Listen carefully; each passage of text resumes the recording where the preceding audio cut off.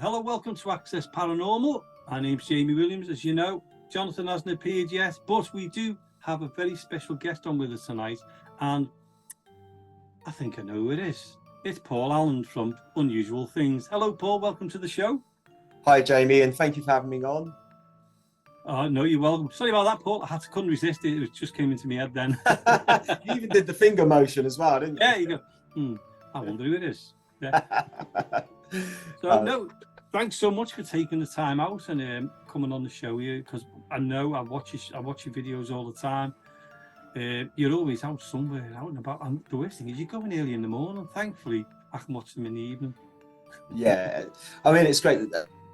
The reason why I go early in the morning is because usually the only people you tend to see are dog walkers and the odd one or two person out for a run or walk or something. So I miss all the sort of busy commuters and people that are going about their daily business to and from work.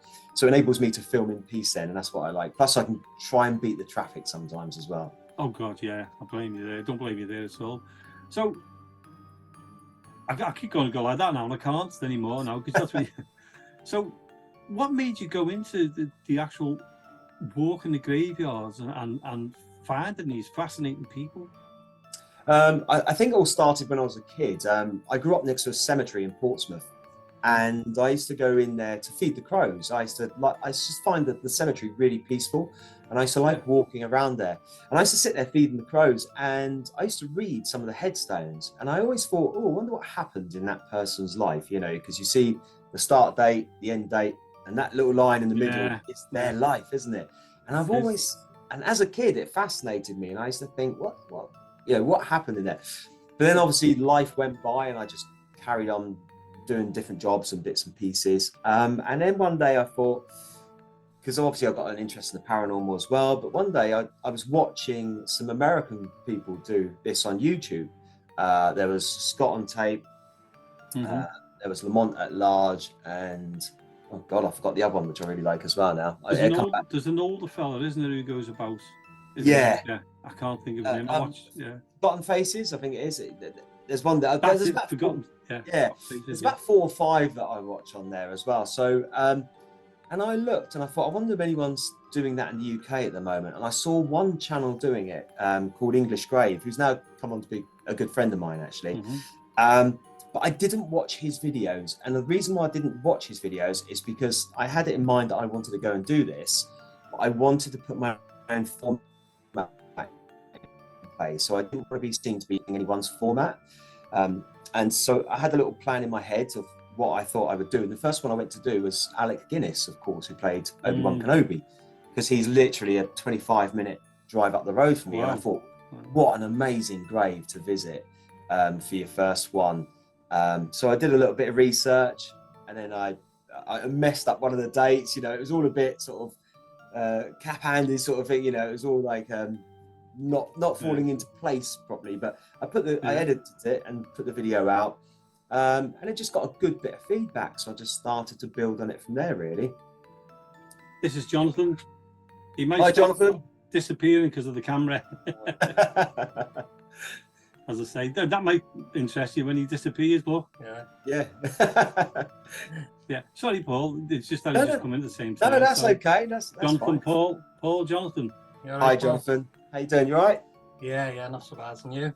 Good man. Yeah, very well, thank you. I was just telling Jamie about the how I got into my channel, really.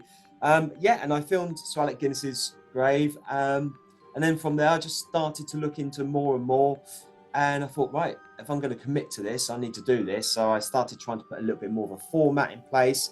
And it's taken its time. You know, it took me about 10 videos to really find my feet, find my patter, and just find how I wanted to present it. You know, I'm an ex-radio presenter myself, so I've never really done TV work or anything in front of a camera, apart from messing about when I've been drunk and stuff. But my main history, if you like, in terms of presenting has always been on radio. So I just thought, right, well, let's go with it. And I just built on it from there, really. And I was very lucky that a lot of people started watching it in the early stages. And then I finally did get around to watching English Graves videos. And I was pleased to see that I had a completely different format to him, because he's a filmmaker and he makes it so almost like a production, massive production, which is great. So it's Oh. it's really different. I keep disappearing now, Paul. I know that is paranormal. It's one of these cameras. It's when 2 years go on the camera, it tends to like attack you. So we're sorry about that. It's because Jonathan's here. He's a ghost. Yeah. We were interviewing someone else, and he just disappeared. He kept disappearing like I am now. So we'll have to get that sorted in the end anyway. That's all But, right. where was the first? I mean, what I did like was one I really did enjoy was the Peter Cushing one, and you actually showed his house as well. Yeah, a good friend of mine, Linda, who started off as a viewer and she's become a good friend of mine now. She knew all about Whitstable and where Peter lived and all the bits and pieces of places of where he went and what he did. So she very kindly helped me out and said, right, you need to be going here, here, here, here. So I then sort of, again, constructed a show around that, got the information. And it was great because it was so nice to visit a place where you get to see their house, where they used to, eat or take their wife. Peter used to take his wife, and the cafeteria. The staff would talk to me, and they were amazing. But what I found about that little beautiful place was that everyone wanted to stay stum about where he was buried. They all knew. Wow. And no one would talk about it. So, but I did some digging, so to speak, and I found out some information. And in my video, I even say in the video that. I'm not 100% sure, but this is where he could be, sort of thing, So yeah, I had to keep it that way out of respect for the people that were giving me the information, and obviously, and I think it was part of Peter's wishes as well. He didn't want a lot of fans from his genre, and the horror genre is massive, as we all know, and someone like him who's such a well-established actor. And also Star Wars, Grand Moff Tarkin, he's a great character in that. So he's obviously going to have a lot of fans. But I've just seen they're doing the house up recently as well. Oh right, yeah, because you've got it on your intro. You have it on that. Yes. But yeah, that was one of my favourite videos. That one. I'm disappearing. I bet you that looks funny to you. That. That's all right. Don't worry, it's fine. Honestly. It's all right for the radio. Yeah. Yeah. But there we go. Yeah, you're actually you're into the paranormal. You've got two of us here. I'm going to see if I can take the background off while I'm talking to you. How do you do it? Because the background's it's distracting for me. How do you do it? Is it like a green screen? Yeah, it's like just the background. Sorry, Paul. I know we're doing the podcast. This is what happens when you're doing it live. Yeah, no, that's all right, mate. I've got to choose a video filter. Let's see what happens here. Oh, there we go. None. It's not letting me do it while we're on live. Ah, well, just have to see it come and go. That's all right. I'm happy as long as you are. But if you want, if you want a few minutes to sort it, Jamie. Honestly, I don't mind. I'm okay. We'd have to start again. That's the only thing. I wouldn't like to do that to you.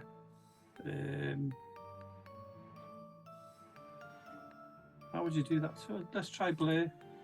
Oh God, that's even worse, isn't it? I'll take it off. Yeah, I'm just trying to work out how you take it off, Paul.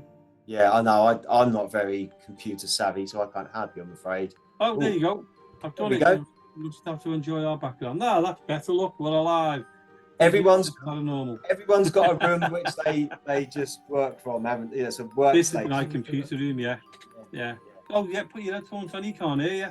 Oh, can't he? I thought it was a bit low. What's he like, eh? But this is what happens when you get an uncut podcast. It's good fun. It makes it more enjoyable, doesn't it? Exactly, yeah. So how many locations have you actually been to now, Paul? Is there stuff out there that you've not put out yet, or stuff that you don't want to put out? I think I've got about 2 videos at the moment which I haven't put out because I just haven't edited them. But I tried to have a few up my sleeve. So God forbid if my car breaks down or I can't get out, if I'm unwell, because I like to try and put out 2 videos a week if I can. Which obviously, as time goes on, is going to get harder. There's going to be less and less places for me to visit. But when I first started the channel, the intention was with the title Unusual Things, it wasn't specifically going to be graves. It was going to be, that was going to be part of it, but I was going to be doing other things as well. And I may still branch off in different directions at some point. But one of the things I was going to do was contact people that had like unusual jobs and ask if I could go out with them for the day. You know, just weird things. That's a good one, yeah. Yeah, weird things like that, you know. And that was how my brain was thinking. I was thinking, right, we'll do some celebrity graves, some crime scenes, some film set areas, some unusual jobs, you know, and that was the whole sort of premise of it. But the grave sort of just took off so quick, and I've sort of funneled myself into this channel now. You know, it's what it's become. So I'm running with it, and as we all know, all good things will come to an end at some point. And I don't plan on ending it because I love doing it. So, but I've got to be mindful. There will be a certain point where there's not going to be any graves to visit because I'd have visited most of them, you know. However, I do like to, as we discussed earlier, you know, I like to do things like the Titanic and other areas. So it's not always necessarily famous people, but it's people that have got a story. And that's why I like to do the Crime Files one as well. And I like to focus on the victims or the people that have gone through that traumatic experience as opposed to, I don't know, the murderer or you know, the person that's, because they get enough media coverage. And when I do my stories, I like to tell it about the person whose grave I'm going to see. So I try and avoid the nasty side of it, and try and remember the good things about the person who I'm visiting. But yeah, I mean, there's still plenty of graves I haven't been to yet. So that won't be for a long time. I think you'll be always guaranteed graves. Yeah. It comes to some along the way. yeah, definitely. Yeah. So, but what grave would you like to go to? There's always one which is the master grave you'd love to. Yeah, for me, it's Brandon Lee, who is the son of Bruce Lee. Oh, Bruce Lee, yeah. They're buried together, and the reason is, I was a big fan of his when he started his film, especially The Crow. It's one of my favourite films. Absolutely love that film. And because he got shot on set and sort of killed just before they were about to finish, I know he finished most of the scenes, but I think that man would have had an amazing career. Yeah. I think, you know, he done a film with Dolph Lundgren called Showdown in Little Tokyo. He done another one called Rapid Fire with Powers Booth, who's now dead. But he's on the West Coast, like real North California. I think it's Seattle. And that area of America. So he's the ultimate one for me. And then second, he's followed by one of my favorite horror directors, which is George A. Romero, who directed the original Dawn of the Dead and Day of the Dead. And he's buried in Canada. So I've actually started a GoFundMe page because my viewers say, when you go into America, America? And I'm like, I'm on NHS wages. I can't really afford just to go to America. So I asked them first. I said, would you like me to start a GoFundMe page so that we can try and get me out to America? And most of them said yes. But I'm aware times are hard in life for people now. So I don't push it too much. I've set it up. I think it's raised about £900 so far, which is fantastic. I'm really pleased. Yeah. And, you know, it's still, and I've told them, obviously, I can't go this year now because there's not enough funds there for me to cover. I want to literally try and cover 2 weeks worth, but I need to get car hire, hotels, everything and anything, flights, you know.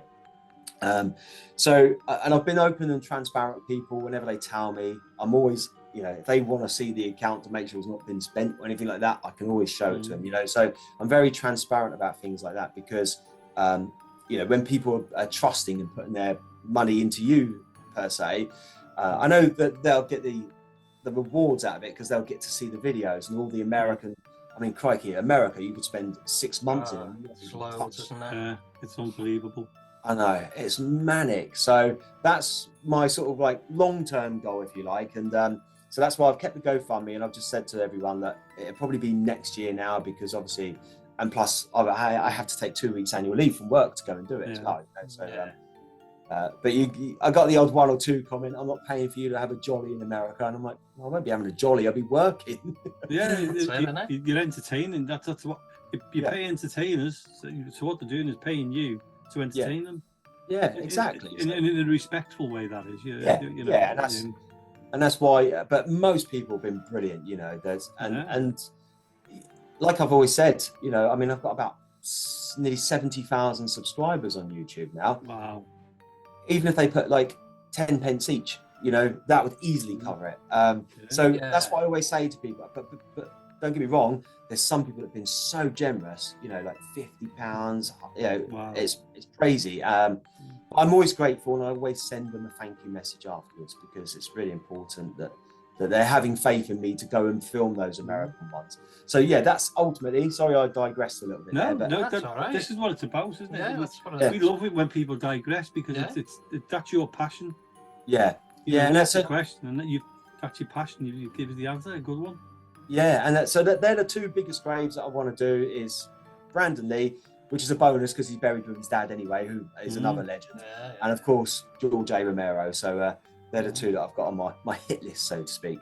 But yeah, I'll get there one day. Have you ever thought of doing one where, I don't know whether you're allowed to, but you probably are, I noticed when you finish, you always tap the grave and you say thank you and everything else. Yeah. Do you ever take photographs of just a grave? And you ever thought about putting it into like a book, in a book format, and saying unusual graves or something like that? Yeah, I do. I take a picture of myself with the grave, and I'd probably say only the last year I've started taking a picture of the grave by itself, because someone said to me, "Don't just get ones of you with it. Get ones with it by itself, because then that's your photo, you know." So for that reason alone. But to be honest, I wouldn't even know where to start if I was putting a book together. I know some people do, and they make a success out of it on Amazon and things like that. But I guess I wouldn't know what format to address it in, you know, unless I just write about my journey to visit that grave and a little bit about the person, and then put the photo in. I'm sure it'd be of interest to people. Oh yeah. You know, because what I do love with the viewers is I get a lot of people that either have a disability or can't travel for whatever reason, and then they send me a lovely thank you message for going to visit their favorite celebrity's grave, or remembering a person, the victim of crime, or something like that. And that's lovely, you know, when you open that message and you say, "Oh, thank you, Paul, because I can't drive, or I'm poorly and I can't get out, and you've really helped me see where my favorite person's buried." And you're like, "Oh wow, you know, just one of those is enough for me." It's well worth it, isn't it? We do the same. We do paranormal investigations on the radio. We record them for the radio, because there's people out there who can't do that. And sometimes we record them in 3D audio as well. So when you put the headphones on, it's like they're in the room with you. Wow, and it's good. It's one of the, it's a weird. I'll send you the link, and you can have a listen to one. And it's please do. It's one of the weirdest things. And we try and do things like that to give them that experience. You know, some people are housebound, so if we can't bring them with us, we try and bring us to them. In that way.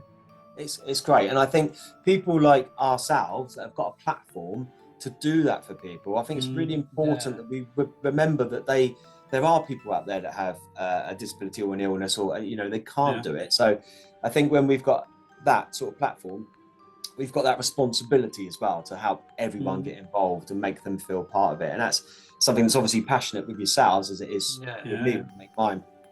And it's great. And it's and then, like I said, you probably get it as well. Just one message that says thank you, and you're like, done a job, you know, and that's all that matters then. As long as even one person makes that big difference to you, doesn't it? Massively, yeah. I mean, I've been fortunate enough that I've had some relatives of some of the famous people that I've been send me messages as well. Wow.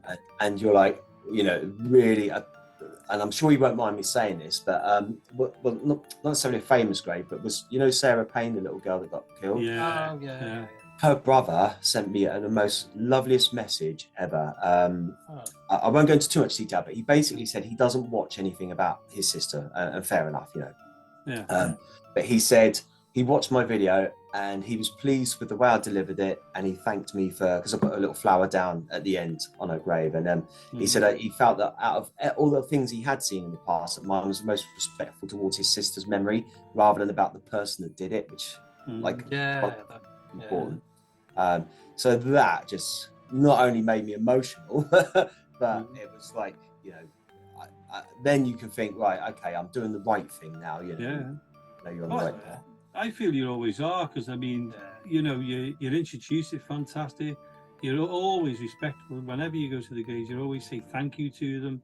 You know, and that's, you don't see many people doing that. You always see people. I mean, I've watched other ones, and you've gone to the grave, blah blah blah, blah, and you've gone. You Yeah. always take that time to say thank you for what you're doing. Yeah. And I think that makes the difference between you and the other ones. Do you understand what I mean there?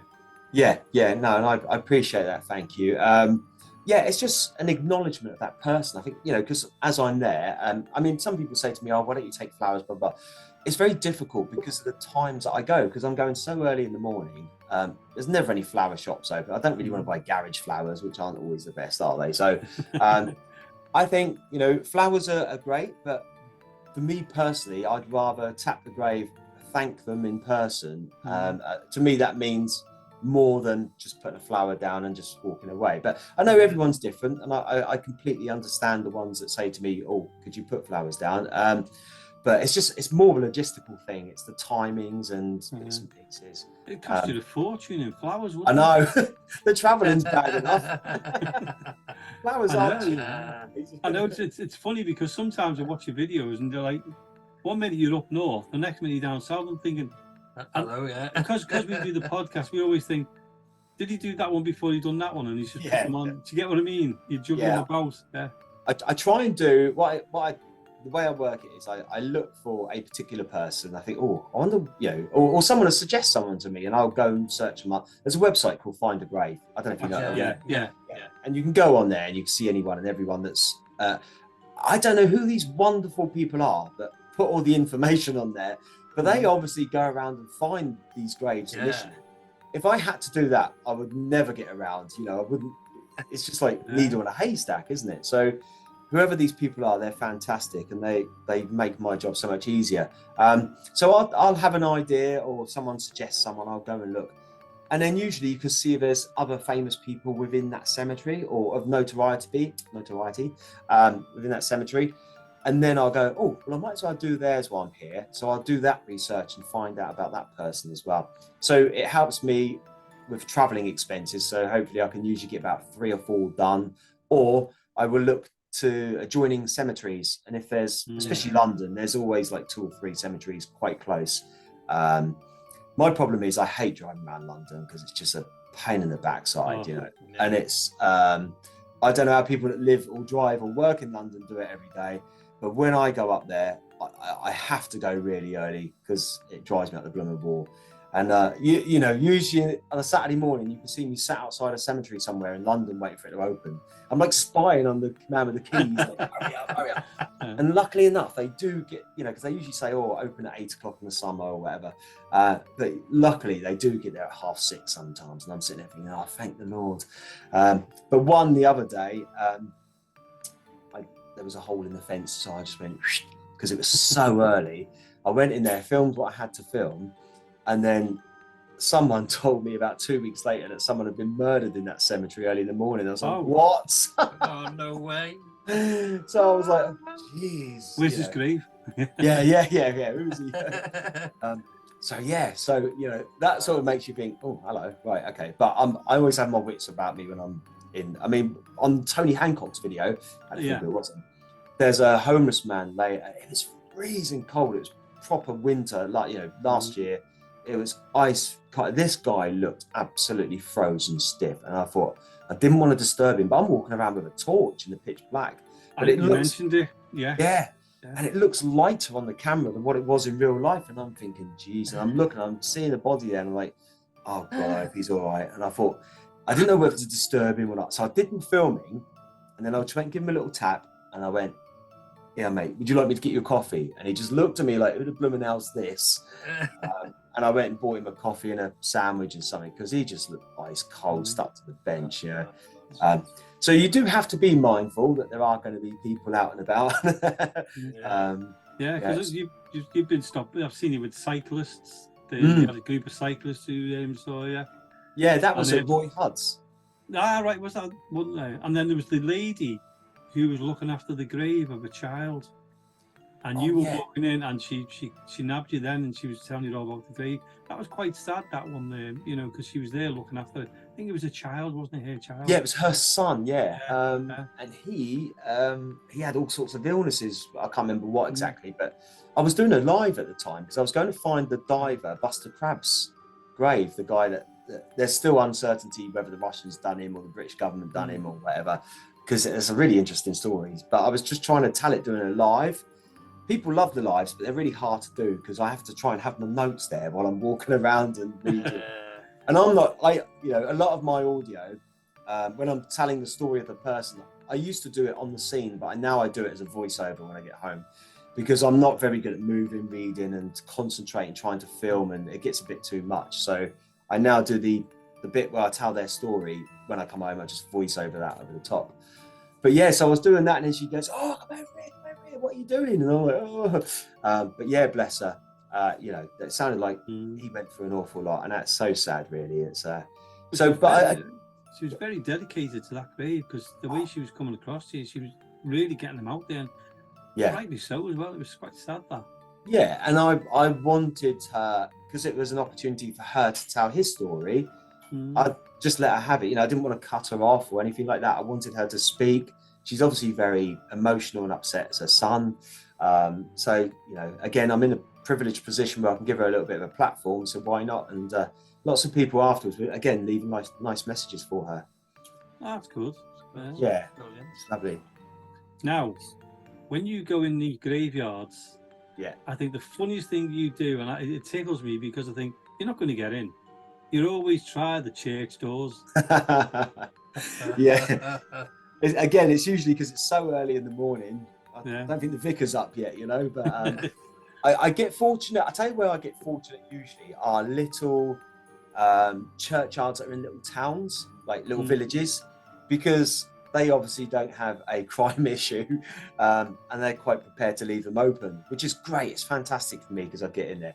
But yeah, it's become a little bit of a comical side to the channel now. It's like, is he or isn't he going to get in the church? Which I find funny. And I'm the first one to take the mickey out of myself all the time. And I quite enjoy doing that because it makes people realise that I'm relatable to them. And I always think in life, if you can't take the mickey out of yourself, then you've got no right to take the mickey out of anyone else. So I always sort of like beat myself up and give myself a hard time because I think people enjoy it really. It is funny because one minute you go to some churches, we've done it ourselves. I mean, you go to a church, you think doors open, and then bang, no, it's locked. The next one's locked. You think, oh, come on, yeah. But you've been in a few times, and I've seen you. There's people been in there, but they've always let you walk around with the camera. They've always been kind enough to let you go in as well. Yeah, I always ask permission if I see anyone in there because I'm aware. I know you get a lot of people go, oh, you don't need to ask permission, but it's respectful to that person because I don't know why they're in there. They might be arranging a funeral or a wedding or something like that. So I have to be mindful of what they're up to and give them their space. So I always just run it past. Is that okay if I just film? And then I'll try and steer away from them. Unless they're happy, because some of them are very kind and they give me information and history about the church. And then I'll ask them, do you want to be on camera? And it's either a yes or no. So I'll either edit them out or just, keep them in there, whatever. There's one in Yorkshire, in Maplethorpe, just a little bit down the road. There's one there, and it's got a leaning tower at the front. Oh, okay. And me and my partner Marie, we went up there for a holiday, and we went, this is an unusual church, let's pull over. So it was just a one-off thing when we pulled over, and then all the gravestones were right round the side. There was no gravestones in the grounds itself. It was just the church, and all the gravestones were around the sides. Okay. I mean, we got a bit fascinated by it, and we couldn't understand what it was about. So we've done a little bit of a video, like you do. Oh, this is the monkey church, and I haven't put it up at all yet. And this fellow comes along, and I said to him, I said, "Oh, do you work here, like?" And he said, "Yeah." He said, "I'm just going in the church now. Do you want to come in?" So we let us in the church. Wow. Yeah. So he let us film in the church, and then he told us the story why the graves were all along the side and on the concrete.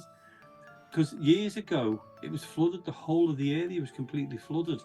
Okay. And the graves all started to come up out the ground, and they were floating. So obviously, when the ground settled, they had to rebury all the bodies. But they didn't know whose stones was which bodies. So what they've done is the ground itself, all the grass itself that's the graveyard, Yeah. and all the stones are along the sides. And Wow. that was the story of that one, is because of the flooding, they Yeah. couldn't put the gravestones back because they didn't know who they belonged to. Crikey. Yeah, That's mad, isn't it? yeah. I'll send you the information for that, because it might be one you might be interested Yeah. in having a look at. Yeah, it's definitely. Say it's in Yorkshire, is it? Yeah, it's in near Maplethorpe. It's on the coast. Okay. It's beautiful. It was just in the middle. We just driving along. And, oh, look at this here. What the hell's that? Yeah. Now that'll take me on to the. Do you ever do that where you were driving along the graveyard? I'll have a look. Yeah, I did a couple of weeks ago, actually. When I don't know if you saw it, I did a live where I did a little bit of a ghost hunting thing where I found an abandoned church. I don't know if you've seen it. And then I did a live on a Saturday morning. As I was driving home, I saw 2 further churchyards, and I got into both of them. So they're on my channel as like 2 lives, little ones. But yeah, I literally drove past, saw them. I thought, oh, pop in there. And luckily, lo and behold, the door was open. Then I went to the next one as I drove along. I saw that, and that one was open. So I did 2 extra lives from it. So, and again, the people loved it. So like, oh, you got into 2 today. Well, it's 3 in total. But yeah. If I ever see a churchyard on the travels or a graveyard, I think, oh, I'll have a quick, because there might be something just a bit different in there, You just never know whether there's a vault, a mausoleum, a catacomb, or I know we don't tend to have them so much in this country, but you never know unless you have a look, do you? What you might find. Exactly. That's it's like what can we call you? Not an urban explorer, Grave explorer. Grave explorer. Graveyard explorer. Yeah, I suppose. Graveyard explorer. Yeah. There's Urbex and Gravex. Yeah, Gravex. I used to do a little bit of Urbex actually. Yeah. Yeah. I'll tell you a little story quickly. When I sort of first started out in YouTube, first of all, I had my paranormal channel called Paranormal Analysis, and I was working with 2 friends of mine, but sadly they couldn't always get the time off and this, that, and the other, so it was a bit difficult. But we did a few, but I've taken them all off now because I'm trying to take the channel in a different direction. So I took the videos off, and then because I saw how much competition there is on YouTube with paranormal channels, I was like, and then I thought, I try a bit of Urbex, and I loved it. I was going to Dover, all around the country, finding these places. And again, urban explorers are quite secretive. You have to sort of be in with certain people before they let you know things. But again, it's another one where YouTube is absolutely flooded with it. And now, obviously, I thought, right, and then that's the story comes from where I was watching the American people, and I've always had an interest in sort of famous people and people's lives, their stories, as I said earlier. So then I thought, right, well, I'll start my channel. But it makes me laugh because now there's lots of little grave channels popping up all over the place. But, I'm a great believer. There's room for everyone on YouTube. Everyone should have a chance of trying to do what they want to do. I'm not a selfish person. I don't call them like my viewers per se, because they're not mine. They're just viewers. But, because your viewer might watch my channel, or my viewer might watch your channel. So it's no one's viewer per se, is it? What it's about. It's everyone's got, same as me. I watch hundreds of different channels, different videos. Same. So I wouldn't like it if one channel said, "Oh, you're my viewer," because I think, no, I'm not. I like everything. So I try to be respectful along that. I do call them my viewers when I'm talking like this, just for easy terminology. But yeah. So I think it's great that the actual viewers get the chance to get involved as well, and especially with the churches and cemeteries, like I said earlier on, making a difference to someone to be able to go and watch their favourite person, see where they're buried and things like that. I mean, one of the weirdest ones I did recently was Roger Moore's stepdaughter, where it's actually got like a memorial plaque to him on there as well. It's got his name on there, even though he's buried in Monte Carlo, but his stepdaughter is buried in the same graveyard as John Mills, the actor. But it was just nice when you read the headstone, and it's got her name, and I obviously gave all her details throughout the show was about her. But then to have Roger Moore's name on there as well, you know, what an icon, what a legend, and it was a real. That enabled me then to put his picture on the thumbnail, you know, James Bond sort of thing. So that was great as well. Yeah. So what's that one that I've seen this on another YouTube channel. Yeah. Bye. But it will be a brilliant one for you, Paul. Who is it? It's a grave. I can't remember the man's name. It's not famous. He was famous in like the 1700s, 1800s. Okay. He remembers. And him. it was the biggest. Went to school with him. It was the biggest coin fraudulent coins, fake money. Okay. Back then, and it was the biggest in the UK, and it nearly put the UK economy like bankrupt. Wow. Oh, I'll look into that because that's got to have a brilliant story behind it. It's got a brilliant story to it. It's in Lancashire. Okay. I can send you the details if you want. Please, yeah, if you can do, yeah, that'd be Be great. a really good one. But there's a story to the grave. Yeah. There's coins always left on the grave. Is there? Even I'm gonna to have a this sweetheart. day. Yeah. This is your America trip. Yeah, even to this day. But there's another one there as well, of a famous poet. Okay, yeah, no, please do. Like I say, I'm always open to people sending recommendations through to me. Yeah. And there's a church that you can walk in as well. As long as it's not too early. Anytime. Yeah. Anytime cool. with this one. Even better. Oh, thank you. No, that's great. There's also we're going off the track here, but it's good fun. There's one in Liverpool which you'd love to go to as well. It was the first person to be killed by a train. Oh, was it? Yeah. He was killed in the Rainhill trials when they done the first steam trains, you know, when they had the rocket. Yeah. And but he wasn't killed by that one. He was killed by I can't remember the name of the train. But he was the first man on the planet to be killed. Wow. He's buried he's got a mausoleum in Liverpool. Yeah. Crikey. Yeah, that'd definitely be interesting as well. Yeah. So there's one to go to there. Yeah, brilliant. Thank you. Like I say, I'm up your neck of the woods in October. Yeah. Oh right, yeah. I've got a few plans because my plan is I'm driving up on the Friday. Because what I like to do is when I go up to Liverpool, Manchester, whatever, I like to sort of work my way up the country. So there's a few in Derby, the Midlands, whatever.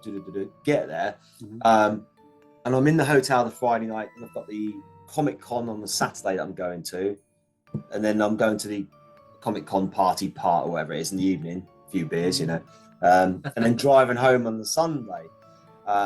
So I mean, what you were saying earlier on, Jamie. I mean, if you're about on that Friday night, I don't know if you guys are. Yeah, we can do that. Maybe we could do a little bit of a paranormal investigation. That place you said, was it the what did you say? Mill Street. Yeah. I mean, if is that the Halloween weekend? no, I think it's the one or two before. Hang on, let me get the phone. Right, so we're going to say if you're up here for the Halloween weekend, come and join us. Oh, that would have been great, wouldn't it? Let me just have a quick look, and I'll tell you the date of when it is. I'm up. It's Friday, October the 20th. Right. Okay. So anybody out there who's going to the Comic Con in Liverpool, go and meet Paul. Unusual Things. He'll be having that T-shirt he's got on there. I can see. Oh yeah, that one, there it is. That's the one. Yeah, love that T-shirt. I'll be there on Saturday. Yeah. So, 22nd in Liverpool. Go and meet Paul. I would. Yeah, come say hello. Yeah. Well, how about that Friday night? We meet up, Paul. Yeah. And we'll go on a little paranormal investigation and we'll record it for the podcast. The Friday. Yeah. And on the Friday. Is that all right? Perfect, Cool. yeah. Yeah, and I can do one from a paranormal channel as well because I've obviously got that channel up now. So just to, like I say, we'd have to be there for long, do we? Just do a couple of hours. Yeah. That's fine. Because I'll probably be absolutely shattered from driving all day. I'll be... I forgot about that. We're only down the road. We're 8 miles from it, so we're all right. Oh, that's all right. Yeah. So no, we'll actually take you to a paranormal investigation in a graveyard. Yeah, that'd be cool. Yeah. There you go. Yeah. Then you can have a little sneak view, and we won't tell you where it is because you'll love it. Yeah. It's a good one. Oh, cool. Yeah, no, that'd be amazing. Thank you. Appreciate that. So let's diverse slightly from your unusual things, and let's go across now to your other channel where you're doing paranormal analysis. I know it's such a mouthful. Yeah. It's not. It's us. Intriguing. It's analysis. Analysis. Do you know, looking at us two here, do you remember the Muppets? Yeah. Remember the two owl fellas on the balcony? On the balcony, yeah. Brilliant, love it. But yeah, just diverting. Sorry about that. It's my dad, really. That's all right, Grandad. I forgot what I was going to say now. Paranormal analysis. Yeah, paranormal analysis. What made you go into that? Because I know you've been dedicated to your unusual things, and then suddenly we were watching it, and we went, "Oh, he's got another channel here." And we found it, and we went, "This looks interesting." Yeah. What's he up to? Well, paranormal stuff is something that I've been involved for over, like, I think it's about 23 years now in total. I always just say over 20 years because I'm showing my age now, aren't I? So, but yeah, it's something that it's weird because as a kid, I hated ghosts, anything like that. I was petrified of, and it's because I saw a ghost as a kid. I literally, my parents, before they had it modernised, had the standard sort of house in Portsmouth. You know, where you get the stairs up the middle, bedroom either side. Yeah. So it was like that, and I remember being about 7 or 8 years old, and I wanted to go. We had an outside toilet back then. That definitely shows you how old I am now. I wanted to go downstairs, so I opened my bedroom door, and at the top of the stairs, I'll never forget, it was a woman just doing that to me, just like transparent but old, and I just bricked it. I went and hid under the covers, and I did not move. My mum come and got me out in the morning. I was sweating. I was like, oh. She goes, "What's up with you?" "It's all ghosts last night. It's all ghosts," you know. And for years after that, I was petrified. I was absolutely, I didn't, you know, if I heard a noise, I'd be very scared and run off, sort of thing, you know. Yeah. At 18, I joined the Air Force. I had a slight injury to my ankle, so I left when I was 20. But I started reading because there was supposedly a ghost on the base where I was at. And I used to go around there at night time thinking, right, I need to confront my fears.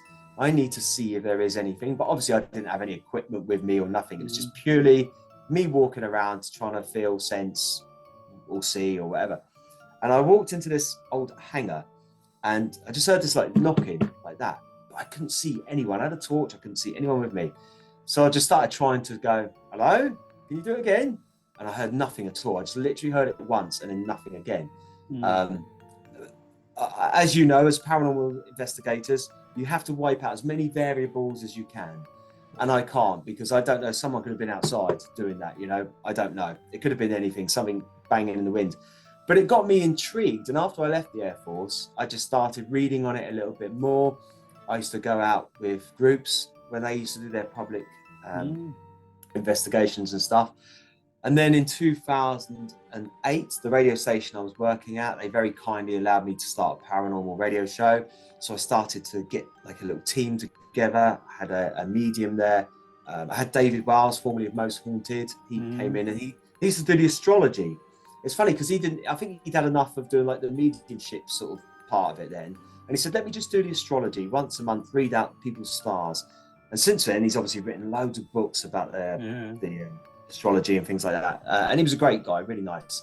But sadly, you know what radio stations like? That got cut after 3 months, which was bonkers because we had lots of international, I think because David's name was involved, we had lots of international listeners online and things like that. The numbers were through the roof. And I was like, oh, okay, so what do I do now? So then I started up my own paranormal group where members of the public could pay, you know, so to come along. And as probably as you guys know, the venues these days charge an absolute fortune. You don't make any money out of it really, because you know you try and keep your customers' prices down, but then the venues want to hit you really hard. So it was more of a sort of, it ended up being a voluntary thing. And then I got a bit annoyed because people would let you down. They promised to come, and then you got to fork out your own to cover the costs. So I knocked it on the head, but I carried on investigating, and I used to just go off with different people and different groups and do things on my own as well. And then I thought, well, why not start a YouTube channel? But I started that long before I did this one. Started that, like I said earlier, very competitive market, didn't really get anywhere. So my two mates that were doing it with me were busy, blah, blah, blah. So then I thought, as I've got a bit of a platform now with Unusual Things, people are always asking me, we do paranormal. But I don't want to bring paranormal into this channel. I want it as something as separate, completely separate. because I don't want people that are not into the paranormal that watch my Gray videos go, oh, what's he going to bring out? I don't know whether I'm going to watch it this week or not, because am I going to be entertained? So I thought by having it completely separate, I can then entertain the ones that are interested in the paranormal, and at the same time keep what I call my baby, my unusual things, as it is, you know, because it looks after itself. As long as I put the hours in and work for it, then it looks after itself. So that was the plan. So yeah, I've started Paranormal Analysis. A few people have jumped over. They've gone, yep, I'm going to come and watch what you do here. I haven't got out to do any investigations as of yet because I've been so busy with work and unusual things and this, that, and the other. So I've just put out a few little videos of an experiment just so that people can get an idea of what I want to do. And I've asked the viewers that if they have any clips of paranormal stuff to send it in, and then I can have a look, and then we can have like a bit of a debate on a live. That's the sort of analysis part anyway. So that so it's a two-way street again. You know, it enables the viewer to be more directly involved with me and watching their clips, so we can discuss it. Like an interaction. It's being interactive with them. Yeah, and I think that's really important because I think it gets back to what you said earlier on with doing your audio investigations for people that can't get out and putting them in that space. This time they get to see what other viewers send me in as a clip, and they get to make their own opinions and judgments on it as well. So I thought, wow, that's a good way of trying to, and obviously go out and do investigations as well to keep people watching me get scared and run out of buildings like Scooby-Doo, you know. That's him. Definitely him. The weirdest experience I've ever had, though, was a place called Wimmering Manor in Portsmouth. And it's a shame because someone looks after the trust now, and they only rent it out to some paranormal groups. So if you're within the within favour, you get to rent it out, and if you're not, you don't. So it's sadly like that. But so I won't go into that. But and Wimmering Manor, I think it's in the Doomsday Book, the church over the road, the tunnels under the ground. There's loads of things with it. But I was sat in there one night with my ex-wife, and she walked out the room to go to another room. And I was sat there, and in the corner, this was an attic space, and in the corner was like a little hidey hole where the priests used to go and things like that. And this door, this attic space, went and just opened, and I thought, what the hell? And I was in pitch black on my own. I heard these footsteps run towards me like that, and I felt this presence stop there, and it felt like a little girl to me, and it giggled, and then I smelled like kids' urine, and then it disappeared like that.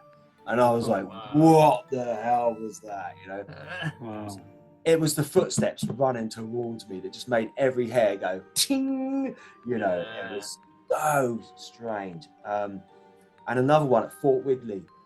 I had this is when I took a public group out, and there was about 20 of us holding hands in a circle. And again, these are all like old King Henry VIII sort of forts that he built, maybe before that actually. So we all stand in a circle, and you could actually hear someone physically, like a military person, walking in between us. And every now and again, I'd have a torch on, and I'd turn it on, and I'd shine it around so everyone could see that there was no one walking. But his footsteps were so loud. And a friend of mine came, and he don't believe in ghosts and things like that, spirits. And he was gobbing off. What the blooming hell are you? And it stopped right in front of him. And he said he could feel it. And he went to me, Paul, help. That's calming. Yeah, I said, now you're on your own, mate. I said, you start gobbing off. I said, you're on your own.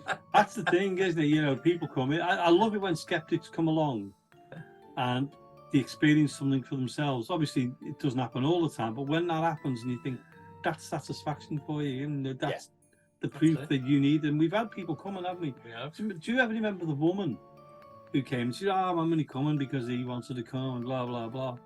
And we were in, when you come to Mill Street Barracks, we were in a room we called the classroom upstairs. And I know what you're going to say, she was sitting there, and we were calling out Lola, and she started to cry. She just went panicking. She was so scared. And we went, what's wrong? What's wrong? She said, I've just seen someone standing there.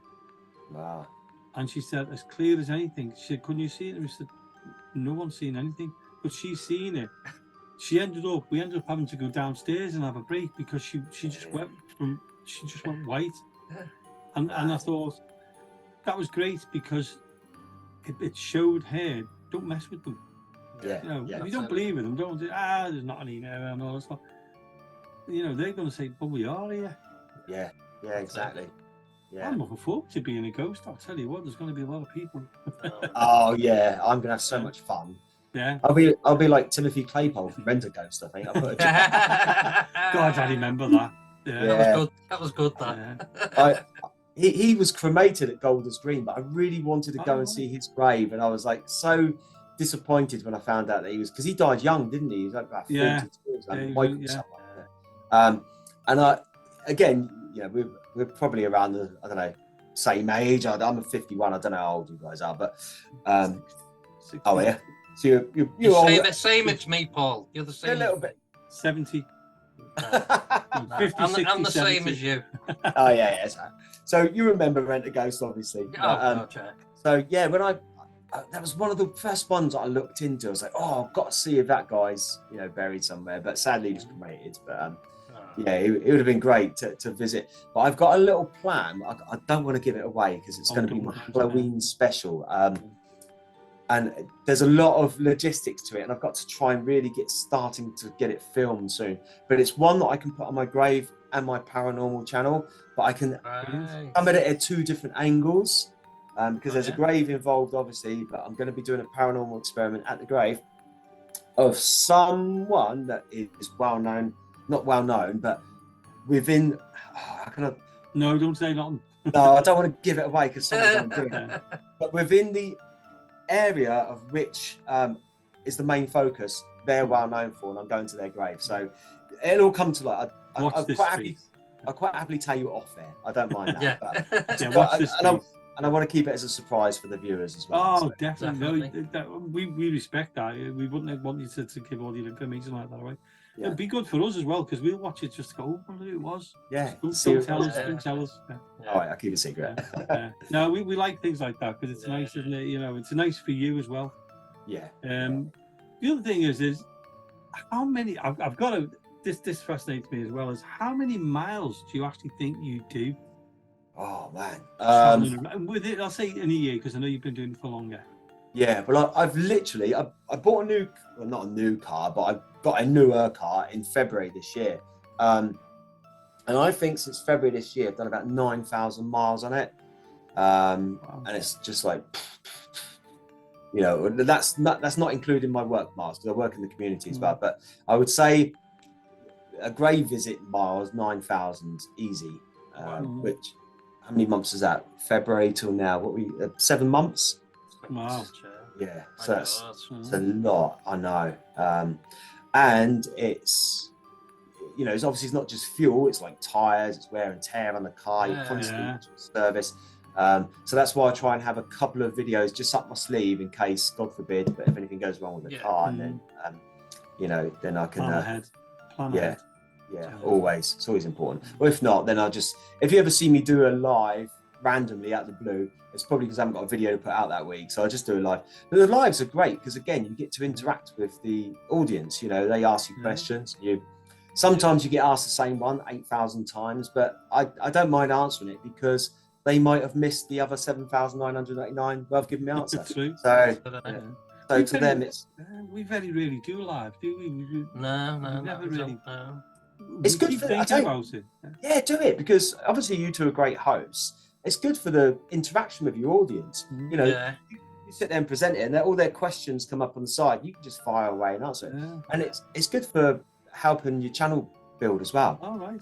Yeah, because people see you doing a live and they think, oh, well, let's go and check them out a little bit because it pops up. But yeah, I love doing the lives. It's just it is mentally draining though because you get question, and you're trying to get through as many. You know, you really, I personally like to try and answer every question if I can. I can't always because it's a long-winded answer.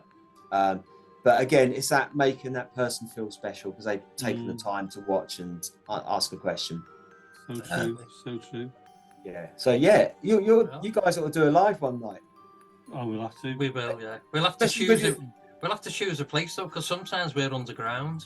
Oh yeah. We'll just do it like this and have a question and answers. Yeah, we should do. We very rarely do we? Yeah. We only do this. I mean, this is being recorded because it's on Zoom. Yeah. Because then we can look back at it as well. You see, and I'll put your name in there, and I'll do this. I'm terrible, aren't I? Yeah. I can spend when we do the videos for the YouTube channel, which we've got, for the paranormal investigations, sometimes they're only 45 minutes long, but it'll take me 5 or 6 hours to go through it because I'm looking for little things that we might have missed. Oh, I know. And editing is my bugbear. Yeah. I hate editing. It's the one part of the job of, like, not job, but one part of YouTube that drives me mad. I love going out. I love driving, going out filming it while there's no traffic. All that part really excites me. But when I get home and I have to sit here for hours, and I'm like, oh. No, it doesn't bother me, does it? I mean, I was on here till about 2 o'clock this morning. Oh, yeah. I'm just editing the Pex Hill one now at the moment. Yeah. And I just love doing it. And so I'm just sitting there. The thing is, I've noticed as you're getting older, you're getting closer and closer to the screen. Yeah. That's why I've got these on, because I can see you, but you're a little bit. It's just a bit strainy on my eyes. We look better, Blade, Paul. yeah. That's a better view. That's a lot better. He agrees as well. I've met him before somewhere. Asda, probably. Is that where it's from? Yeah, but I bought one, right? How many? I bought one about 7 years ago. No, longer than that, about 15 years ago, of a friend of mine who was selling it. He bought it from Asda for Halloween. I think they were going for £70 at the time. Then Asda stopped doing them to buy it, and then I was a bit skint one year, and I went through a divorce. I wanted to go on holiday, so I sold mine for about 250. Went on holiday, had a great time, but I really missed it. How sad's that? So. Literally last year, I was looking on eBay and there was someone not too far up the road from me, and they were selling it again. I think it paid about £200 for it, but I just like it. It does, you can bug it. But in my living room, I've also got a suit of armor over there, which I can't move the camera, but I got a 6 foot. I mean, I'm 5'10". It's about 6'2" suit of armor standing over there. I just love old sort of gothic-y weird stuff. Yeah.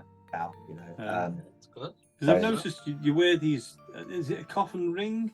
Oh yeah. I wear coffin rings, skulls, things like that.